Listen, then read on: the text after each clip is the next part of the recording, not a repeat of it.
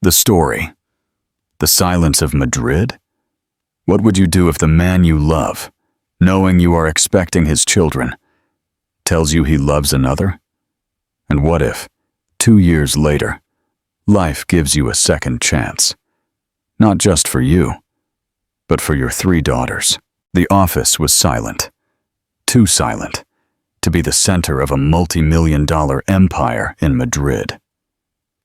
Anya Herrera stood facing the floor-to-ceiling windows, watching the city blur beneath her. In the reflection of the glass, her blonde hair fell softly over her shoulders, and her hands trembled slightly as they rested on her abdomen. Her sky-blue eyes were filled with a mixture of fear and fragile hope. Behind her, Marcus Vidal stood like a sculpture, impeccably dressed in a navy suit, his dark hair perfectly styled. Those same penetrating blue eyes that once looked at her as if she were his entire world were now cold and distant, as if looking right through her. "I love someone else," he said, his words cutting the air with brutal precision.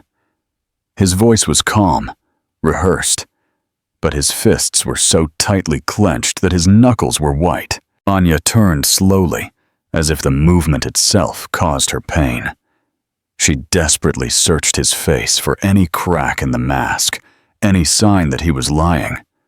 But there was nothing. Just emptiness. "You know I'm pregnant, Marcus," she whispered in a barely audible voice, but the weight of those words seemed to draw the walls closer. "I know," he replied, his eyes briefly flickering towards her belly, where their unborn child grew. That's why it has to be this way. He was a pragmatist, the man who had whispered promises in her ear, who had held her as if she were sacred. Now he stood before her as a stranger. Anya's lips parted, but no words came out. What could she say? Begging was undignified. Anger would only destroy her. So she stood there, breathing, fighting the urge to collapse. Her heart screamed, but her face remained motionless. "I hope it's worth it," Anya finally said, the only defense she had left. Without waiting for an answer, she turned and walked toward the elevator, her heels echoing against the marble like a countdown to the end. Marcus didn't follow her. He didn't say a word. The doors closed, separating her from the man she thought she knew.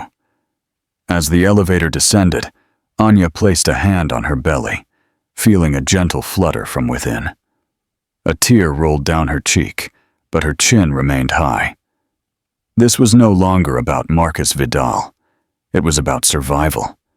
It was about 3 small heartbeats she had promised to protect, even if their father had chosen to forget them. The city was noisy when she stepped out onto the street. It cared nothing for broken hearts or betrayal. That day, Anya Herrera promised herself never to look back. The 3 heartbeats, the apartment was small, barely enough for 1 person, let alone a woman expecting triplets. The walls were thin, the heater groaned every night, and the cracked window let in the freezing wind, no matter how much she tried to seal it. Anya had lived in luxury before, in penthouses where the floor gleamed, and the city lights looked like distant stars at their feet. Now she lived paycheck to paycheck, stretching every euro until it almost snapped. She sat at the kitchen table, actually an old desk she'd picked up from a second-hand store. The sewing machine in front of her hummed late into the night, its rhythm the only music in the empty apartment. Scraps of fabric lay scattered across the floor. She had started sewing little girls' dresses, custom orders, through an online shop. It didn't pay much, but it was honest work and allowed her to stay home, close to her growing belly. Every stitch felt like an act of defiance, as if she were weaving strength into herself with every pass of the needle. The pregnancy was difficult, much more than the doctors had warned.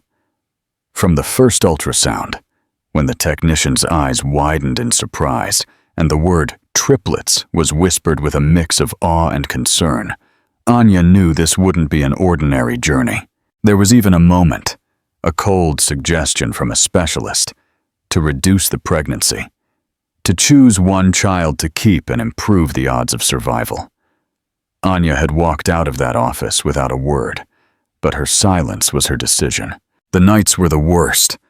Sleep was elusive, chased away by discomfort and the endless loop of thoughts playing in her mind. She lay awake, a hand on her stomach, feeling the gentle movements. Sometimes a kick, sometimes a flutter that felt like little wings brushing her from the inside. In those quiet hours, when exhaustion and loneliness threatened to swallow her, it was the thought of those 3 small lives that kept her afloat. They were hers. They were real. She had no family to turn to. Friends had slowly vanished after the scandal with Marcus. In their world, loyalty moved with wealth and reputation. Pregnant and alone, she didn't fit into their social calendars. One night, as cold rain beat against the window, Anya found herself sitting on the floor, surrounded by tiny dresses she had just finished sewing. She gently picked up a sky blue one, holding it against her belly. She imagined a little girl wearing it, with dark hair, bright blue eyes, laughing as she twirled. Then another in pink, another in soft lavender. Her vision blurred with tears, but this time they weren't tears of despair. It was love, a fierce, overwhelming love that burned away every wound Marcus had left. The day she went into labor came sooner than expected. The contractions began while she was finishing an order, and within hours she was in a hospital bed, under the blinding white lights, with doctors murmuring in sharp, urgent tones. It was chaos and fear. Yet, through it all, Anya remained calm. She had accepted the possibility of loss, but somewhere deep down, she also believed in miracles. When the cries filled the delivery room, first one, then another, and finally a third, Anya couldn't hold back the sobs. They were tiny, heartbreakingly small, but alive. Elisa, Chloe, Daria. When they finally allowed her to bring them home, Anya stood in the doorway of her apartment, holding the car seats with trembling hands. The space seemed even smaller now, but it didn't matter. She placed them gently in a row, looking at the 3 faces that reflected their father's features, but belonged entirely to her. "I will protect you," she whispered, "even if it costs me my life." And in that small apartment, surrounded by worn furniture and the soft coos of her daughters, Anya Herrera became the strongest woman in the world. The collision in the park, the city was alive that afternoon, bathed in the soft spring light. Marcus Vidal walked down the crowded sidewalk, hands shoved deep into his coat pockets, his head bowed, as if the weight of his thoughts had become too much to bear. His life, once perfect, had unraveled thread by thread over the last 2 years. The boardrooms no longer greeted him with the same reverence. His surname had become a point of silent scandal, whispered in the glass corridors. But that wasn't what tormented him. It was her face. Anya's face. The one he saw in his dreams, her voice echoing in the empty spaces of his penthouse. He didn't know why he took that route that day. Perhaps it was instinct. Perhaps some invisible thread was pulling him, drawing him toward the collision he had been avoiding. As he turned the corner towards the park, the world seemed to stop. There, among the trees that were just beginning to show their first green buds, a woman stood by a bench, adjusting the straps of a stroller. Her hair caught the light, a soft blonde halo that stole his breath. His footsteps faltered, slowing until he stopped completely. The city faded into a blur around him. Anya. But it wasn't just her. The stroller wasn't for one child. There were 3 small seats, and in them sat 3 little girls, identical in their perfection. Dark hair peeked out from under pastel-colored bonnets, and when one of them turned her head, Marcus saw it. The same penetrating shade of blue that greeted him every morning in the mirror. For a moment he couldn't move. His heart hammered against his ribs, each beat a deafening drum. It was surreal, like watching his own life unfold before him from the outside. They were real, flesh and blood. His daughters. Anya noticed him then. Their eyes met across the distance, and Marcus felt the sharp sting of her gaze. There was no hatred in her expression, no drama, no accusatory gesture. What he saw was worse. She looked at him as if he were nobody, a stranger, a passerby, as if every memory they had shared was buried beneath the wreckage of his betrayal. She knelt down, unhurriedly, lifting one of the girls into her arms, cuddling her while adjusting the other two in the stroller. It was an act of simple motherhood, but for Marcus, it was like seeing an entire life he had lost. He took a step forward, then another. His mouth opened, but no words came out. What could he say? That he was sorry? That he had made a mistake? Those words felt grotesque, empty, unworthy of the woman standing before him, who had raised 3 daughters in a world that had turned its back on her. Anya's expression remained tranquil, but her grip on the child in her arms tightened slightly. She was protecting them, not out of fear, but instinct. She was a mother now, and Marcus realized in that moment that he no longer had any right to her, or to them. Yet his body moved of its own accord, driven by the desperate ache within him. "Anya," he said, but his voice was hoarse, barely audible above the park noise. She didn't answer. Instead, she turned her back to him, adjusting the stroller straps with methodical precision. One of the girls let out a soft giggle, unaware of the storm floating in the air. Marcus felt the distance stretch between them, wider than the few steps separating their bodies. He stood frozen, watching Anya push the stroller forward, her pace steady and unhurried, as if he had never existed. He followed her, though he kept his distance. He wasn't sure why. Perhaps it was penance.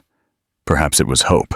He watched them move through the park, Anya occasionally pausing to fix a fallen blanket or to kiss a small forehead, the girls babbling in a language only they understood.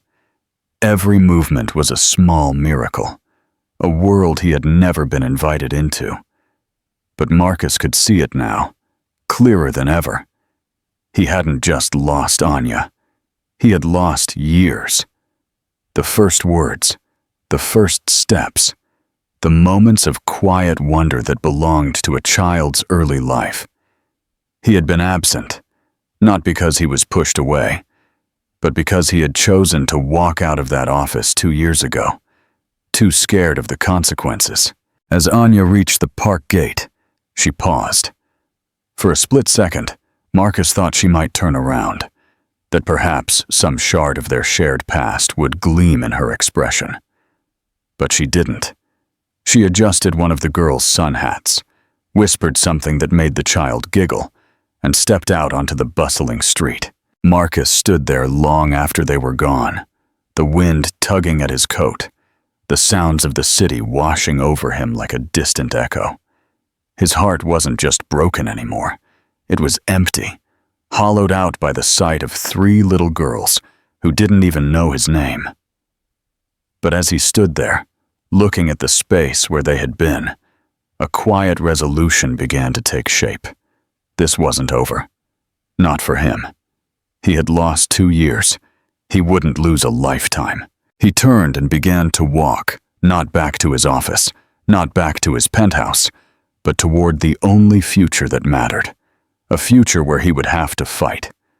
Not for his reputation, not for his fortune, but for the right to stand beside the woman he once loved, and the daughters who had no idea their father had just seen them for the first time.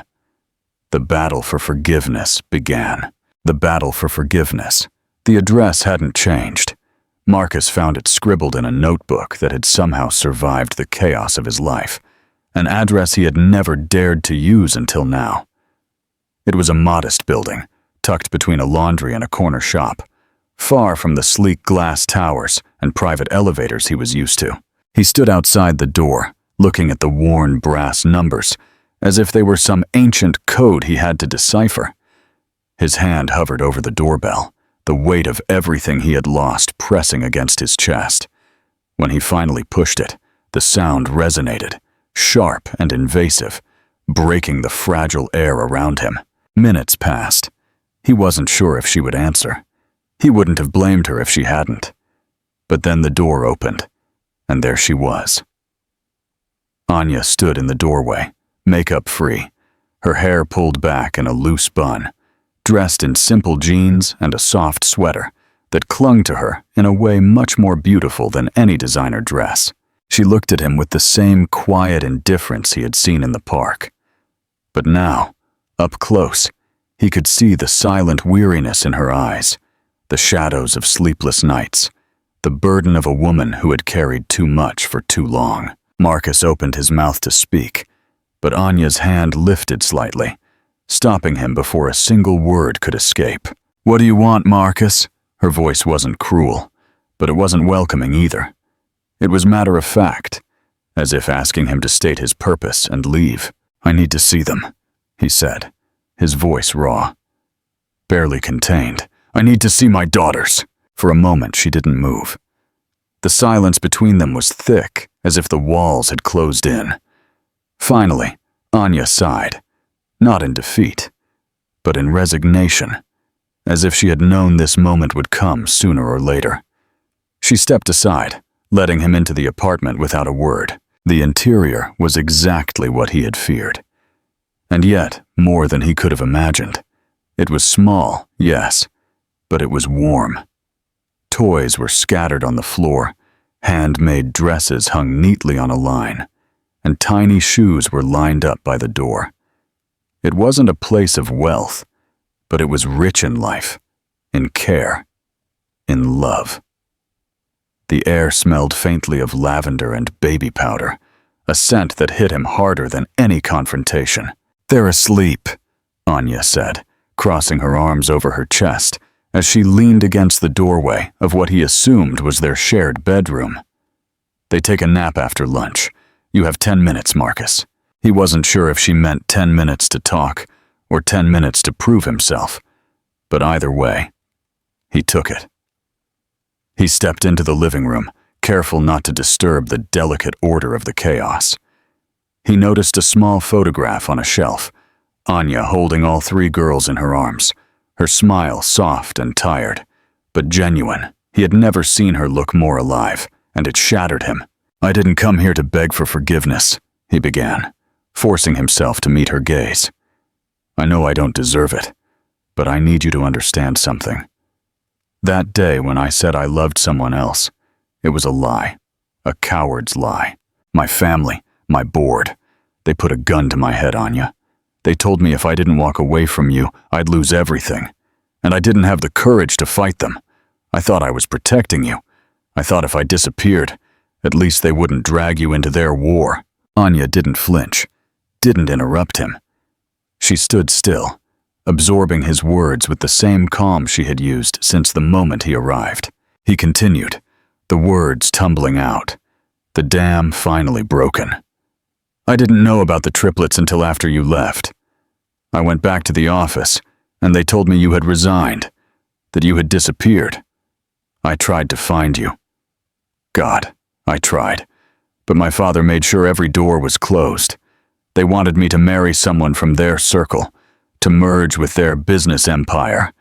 And he paused, swallowing the bitter taste of his own failure. I let them win. I let fear dictate my choices. I cut ties. I sold my shares. I'm not the CEO anymore, Anya. I'm not the man who chose power over you. I'm just a man who's been walking around empty for 2 years. There was a long, suffocating pause. Anya's eyes softened for a fleeting moment, a flicker of recognition in her expression, but then her arms crossed tighter, as if she needed to brace herself. You think saying that changes anything? She asked, her voice quiet, but edged with steel. You think because you finally woke up, I'm supposed to hand you back the life you walked away from? Do you have any idea what it's like, Marcus? Carrying 3 lives inside you while the father of those children vanishes into thin air? Sewing clothes at 3 in the morning because it's the only time you have left after changing diapers and rocking crying babies to sleep? You left. You don't get to come back and pretend a monologue fixes that. Marcus felt the sting of every word. She was right. Of course she was right. But this wasn't about fixing what was broken. It was about fighting for the chance to be worthy of being in the same room as the pieces. I don't expect forgiveness, Anya, he said, taking a step closer, though not close enough to invade the fragile boundaries she had set. But I'm not going to disappear again. I will be here, even if it's just as a shadow in their lives. I will earn my place, not because I want it, but because they deserve a father who never gives up. A soft sound interrupted them. It was faint but unmistakable, the sleepy murmur of a child waking from a nap. Anya's head snapped slightly toward the bedroom door, instinct overriding her posture. For the first time since he had arrived, Marcus saw her armor crack. The mother in her was always alert, always ready. She looked back at him, her expression unreadable now. "You will not go near them until I decide you are safe," she said, her voice strained, but not cruel. "Not safe for me, safe for them." Marcus nodded. It was more than he had hoped for. He wasn't looking for a shortcut back into their lives. He was ready to take the long road, however brutal. As Anya disappeared into the bedroom to attend to the girls, Marcus was left alone in the small living room, his heart beating with something new. It wasn't hope. Not yet. But it was a start. A first breath in a life he had almost destroyed. He turned towards the small window, the city stretching beyond the glass. For the first time in a long time, the world didn't look so empty. The silent ascent, the days after his visit passed slowly, as if time had thickened around Marcus, forcing him to wade through every moment with the gravity of his choices pressing down on him. Anya didn't call, didn't text, but she also hadn't slammed the door in his face. That was more than he deserved, and he knew it. However, the thought of his daughters growing up without knowing him was unbearable. He couldn't change the past, but he could fight for the future, even if it meant starting from the bottom of their lives. Marcus began showing up at the park, where Anya took the girls on their morning strolls. At first, he kept his distance, sitting on a bench beneath a tree, pretending to read a newspaper while his eyes were fixed on them. He watched Anya gently lift each girl onto the swings, her hands careful yet practiced, as if she could do it in her sleep. The girls, Elisa, Chloe, and Daria, were small whirlwinds of curiosity, their dark curls bouncing as they ran about with the chaotic coordination of toddlers learning about their world. He memorized every sound of their laughter, every tilt of their heads, and every moment Anya's hand reached out instinctively to guide or protect them. Initially, Anya ignored his presence. She would glance at him, offer no acknowledgement, and return her full attention to the girls. But he noticed she never left the park while he was there. She allowed him to remain in sight, as if silently testing him to see if his resolve would wither. One morning, when the spring air was soft and the park was less crowded, one of the girls, Chloe, wandered over to his bench. Her small legs moved with the determination only a 2-year-old could possess. She stood in front of him, looking up with wide blue eyes that mirrored his own. Marcus froze, afraid the slightest wrong move would shatter this fragile moment. He offered a hesitant smile, lowering the newspaper to his lap, his hands open and unthreatening. Chloe tilted her head, studying him with innocent curiosity. Anya arrived in seconds, kneeling beside her daughter, her expression unreadable. She didn't scold the child, didn't pull her away. Instead, She simply looked at Marcus, her gaze sharp, measuring. Without a word, she lifted Chloe into her arms and carried her back to the stroller. But something had changed. She hadn't built a wall between them. Not this time. The next day, Marcus came prepared. He carried a small paper bag of fresh fruit slices, the kind young children loved. He didn't approach them directly. Instead, when Anya sat on a bench to read while the girls played within earshot, Marcus silently placed the bag at the far end of the bench and walked away. Anya noticed it. She didn't touch it at first. But when one of the girls began to fuss, she reached into the bag. She pulled out an apple slice and offered it to her daughter. She never looked at Marcus, but he saw her fingers tremble slightly. These small, wordless interactions became their new language. Marcus never intruded. He never crossed the invisible line Anya had drawn. He would sit nearby, sometimes reading, sometimes watching in silence, and offer small gestures, a missing toy part, a small blanket when the wind picked up. Slowly, Anya's posture began to soften. One afternoon, a wheel on the stroller jammed as Anya tried to maneuver it over a patch of uneven pavement.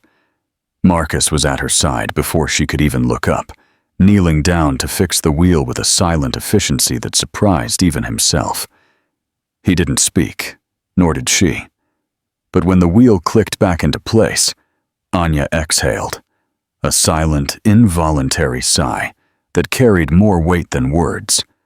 For the first time, she didn't retreat immediately after accepting his help.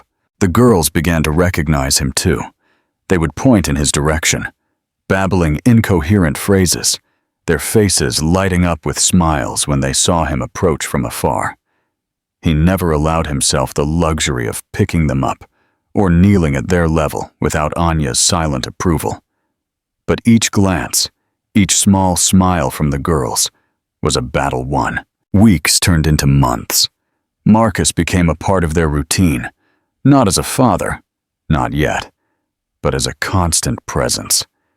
He learned their favorite songs, the rhythm of their afternoon moods, the way Chloe frowned when she concentrated, how Daria always claimed the left side of the stroller, and how Elisa reached out her hand to steady herself whenever she walked over uneven ground.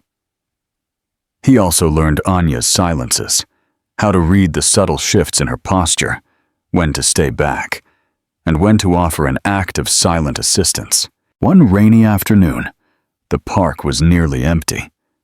Anya struggled with an umbrella while trying to shield the girls and secure the stubborn stroller cover. Marcus approached without asking. This time, she didn't stop him. He held the umbrella steady over her while she secured the cover, their hands brushing only once, but the contact sent a silent jolt through him. When Anya finished, she looked at him, and for the first time her eyes softened, not with resignation, but with tired gratitude. "You're persistent," she said, her tone neutral, but there was no coldness in it. It was the first full sentence she had spoken to him since that day in the apartment. "I can't afford not to be," Marcus replied, his voice steady, though his heart hammered with the meaning of his words. The girls giggled under the stroller cover, oblivious to the delicate truce forming above them.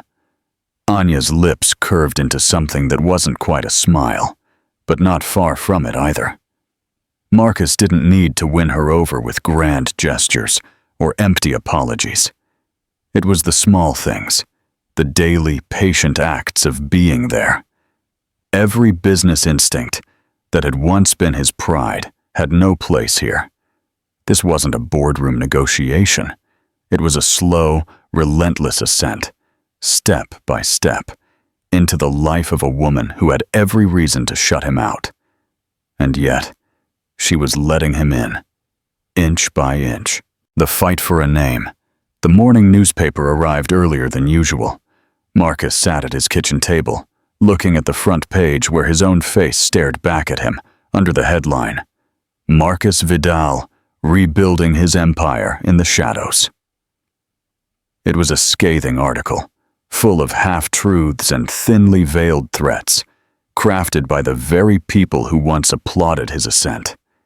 His former business partners, the board members who had pressured him to sacrifice Anya, now painted him as a liability, a man who had turned his back on the family legacy for a woman beneath their circle. The article didn't mention Anya or the girls directly, but the insinuations were clear. They had found out he was spending time with them again, and they wanted it stopped. The phone call came later that afternoon. He recognized the number immediately. Edward Pierce, one of the board members who had once acted like a second father to him, now spoke with the cold precision of a man issuing an ultimatum. "Marcus, we need to talk about these appearances. What have you been doing in public parks? The company's image is not something we can allow you to tarnish further.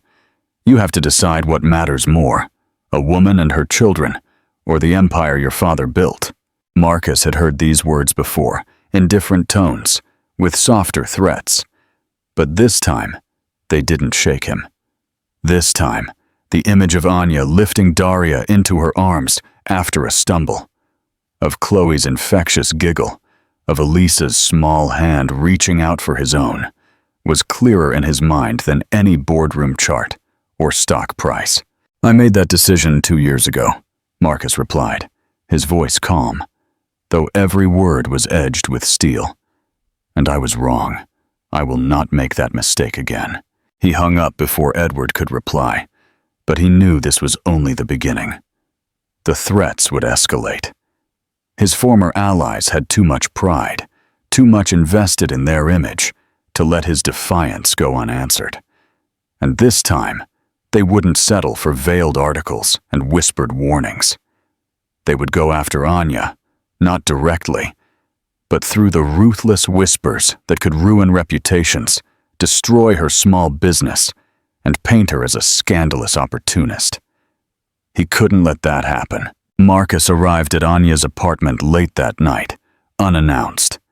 He didn't expect a warm welcome, but she let him in without a word. The girls were asleep. Their tiny breaths filled the small room with a peaceful rhythm that sharply contrasted with the storm brewing outside. "They're going to come after you," Marcus said, as soon as the door closed behind him. He didn't sugarcoat it. He didn't offer the courtesy of softening the truth. "The people I used to work with found out about the girls, about you. They will twist the story. They'll try to make it seem like you trapped me, like you're the reason I left the company. It's not about me anymore, Anya. It's about you. They will want to destroy your name to save theirs." Anya's face remained unreadable, but her eyes flashed with a familiar fire, the same fierce protectiveness that had kept her daughters safe every day of their lives. She didn't ask why Marcus was warning her now. She didn't need to. She knew how power worked, but she was never one to bow her head, even when the odds were stacked against her. "I'm not afraid of them," Anya said, her tone firm, though her arms were crossed over her chest as if bracing for battle. "I'm tired of hiding. I'm tired of being the woman people whisper about, but are never asked the truth. If they want a story, I'll give them one." Marcus hadn't anticipated her defiance, though in hindsight, he should have. She had always been stronger than he was when it came to weathering storms, the public truth and the home. The next day, Anya made a decision that surprised even Marcus. She contacted a journalist. Not one of the vultures who thrived on gossip columns and corporate attacks, but a woman named Audrey Adams, known for her fearless reporting on corruption and her sharp sense of justice. Audrey was hesitant at first. These stories often ended with the victim's voice buried under the corporate control machines. But as Anya laid out the truth, the pregnancy, the silence, the forced exile from Marcus's world, Audrey realized this wasn't just another scandal. This was a fight against the very structure that silenced women and protected the elite. The interview took place in Anya's apartment, with the girls napping in the next room. Marcus was there, but he kept silent, sitting in a corner, watching Anya tell her story. She didn't cry, didn't ask for pity. She spoke with quiet dignity, explaining how she had built a life from nothing while protecting her daughters from a world that saw them as inconvenient truths. When the article was published, it wasn't in the gossip pages, but on the front page of a major news outlet. A woman's fight against the empire, the story of Anya Herrera, became a headline that ignited within hours. The response was immediate. People rallied to her cause. Mothers shared their own stories of abandonment and corporate betrayal. Women who had been silenced found in Anya a symbol of defiance. The internet exploded with support, while the corporate board struggled to control a narrative that had slipped entirely out of their hands. Marcus watched Anya handle the storm with grace, never stepping out of line, never stooping to their level. He attended meetings where investors demanded accountability, but this time, the tide had turned. The company couldn't afford to be seen as the villain. The Vidal name had been tarnished not by Anya's existence, but by the cruelty of those who tried to erase her. A week after the article was published, Marcus stood beside Anya as they walked through the park, the girls babbling excitedly in their stroller. People recognized her now. Strangers offered kind words. Anya had become more than a name in an article. She was a symbol of quiet rebellion, a reminder that power didn't solely belong to those in the boardrooms. Marcus saw the change in her, how she stood taller, how her laughter came easier. He had feared his world would destroy her, but she had done what he had never dared to do. She had faced it head-on and emerged stronger. As the sun set behind the horizon, casting a golden glow over the park, Anya paused, turning toward Marcus with a softer gaze than she had worn in months. "You said you wanted to fight for them," she said, nodding toward the girls. "You'll get your chance, Marcus, but this time, you'll do it on my terms." He nodded, feeling the weight of those words settle into his bones. There was no room for pride here. There were no shortcuts to redemption. But standing beside her now, amidst a world that had tried and failed to silence her, Marcus understood that this battle was far from over. And for the first time, they weren't fighting it alone. The unspoken promise. The city felt softer that afternoon, as if even its sharp edges had been dulled by the quiet anticipation buzzing beneath the surface.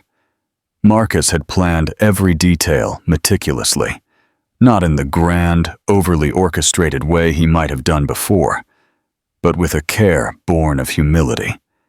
He knew Anya didn't care for lavish displays or empty gestures.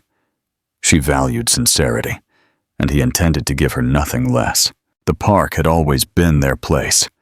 It was where he first dared to follow her, where their daughters had unknowingly offered him their acceptance in the form of simple smiles and outstretched hands. It was fitting that it would be the setting for what Marcus hoped would be the start of their next chapter. He arrived early, setting up a quiet picnic beneath the great oak tree that had shaded them on so many afternoons. No photographers were hiding in the bushes, no elaborate decorations, just a soft blanket, a basket filled with Anya's favorite foods, and a small box hidden securely in his pocket. When Anya arrived, pushing the stroller with practiced grace, she looked at him with a mixture of curiosity and caution. Marcus stood and approached them, his heart thumping with a nervousness that had nothing to do with fear of rejection, and everything to do with the significance of the moment. "This feels dangerously close to a date, Marcus," Anya said, her lips twisting into a smile that was no longer weighed down by skepticism. "Perhaps it is," he replied, lifting Chloe out of the stroller and setting her on the blanket. "But not the kind you're thinking of." He waited, letting the evening unfold peacefully, never rushing, never forcing the moment. The sun began to set behind the horizon, casting the park in golden and amber tones, and Marcus knew it was time. He reached into the basket and pulled out a small velvet pouch. The girls, sensing something was happening, gathered around him with big, expectant eyes. He handed each of them one of the gold heart pendants he had created the night before, each engraved with their names. "Girls," he began, his voice steady despite the storm inside. "I need your help. Do you think you can give this to Mommy for me?" Elisa, always the leader, nodded with a serious expression, as if understanding the gravity of her task. Chloe followed, her lips curved in a shy smile, while Daria, always the peacemaker, clapped with approval. Together, they walked towards Anya, who watched them with a perplexed expression. Her eyes narrowed in surprise as they presented the pendants. She took them, her fingers brushing the engraved names, her lips parting slightly in shock. Marcus stood, his heart pounding against his ribs, and crossed the space between them. He knelt before her, not out of tradition, but because it felt right. Because Anya Herrera had carried more weight in the last 2 years than he had ever known, and she deserved more than a man standing over her with a question. "I know this isn't the life you imagined," he said, his voice raw and exposed. "And I know I'm not the man I was supposed to be. But every day with you and them, I've learned what it means to show up. Not with promises or grand gestures, but with silent persistence. I don't want to be a visitor in this life we've built together, Anya. I want to be the home." He reached into his pocket and pulled out the box, opening it to reveal a simple band, crafted with care, with a phrase engraved that only she would understand. "The 3. Always." Anya gasped. She looked at him. She looked at the ring. She looked at their daughters, who were now sitting, imitating their father kneeling in the grass, giggling at their own private joke. Tears welled in her eyes, not of sadness, but of the overwhelming truth that this man standing before her had changed. Not for the world, but for them. Marcus didn't pressure her. He let the silence linger, understanding that Anya's answer was never going to be given lightly. But then, as if the walls she had so carefully built had silently crumbled without either of them realizing it, she smiled. It was a smile that carried every battle scar, every sleepless night, every whispered promise she had made to her daughters in the dark. And in that moment, Marcus knew her answer before she even spoke. "Yes," Anya said softly, reaching out to take his hand, her fingers intertwining with his, as naturally as if they had always been meant to. "But not because of the ring, because of you, because of them, because we've already built the life that matters." The girls cheered, oblivious to the magnitude of what had just happened. But their laughter was the perfect soundtrack to the moment. Marcus slid the ring onto her finger. His hands trembled, not with nerves, but with the sheer weight of what it symbolized. Anya leaned forward, pressing her forehead against his. And for the first time, they allowed themselves to simply breathe in the same space, without the ghosts of their past standing between them. As the sun finally set behind the horizon, bathing the park in a soft twilight, Marcus realized something profound. Proposals weren't about perfection or spectacle. They were about the moment, about showing up, about understanding that love was forged in the quiet moments of shared struggle. And on that afternoon, surrounded by the sounds of his daughter's laughter, Marcus Vidal knew he had found everything he had been searching for. Not in the boardrooms or in the deals, but in the small, beautiful world Anya had created against all odds. They sat together on the blanket, Anya's head resting on his shoulder, the girls nestled between them. And for the first time in years, Marcus felt what it was like to be whole. The past was still there, but it no longer defined them. The future was uncertain, but it no longer terrified him. And the present, with its imperfect, chaotic beauty, was exactly where he wanted to be.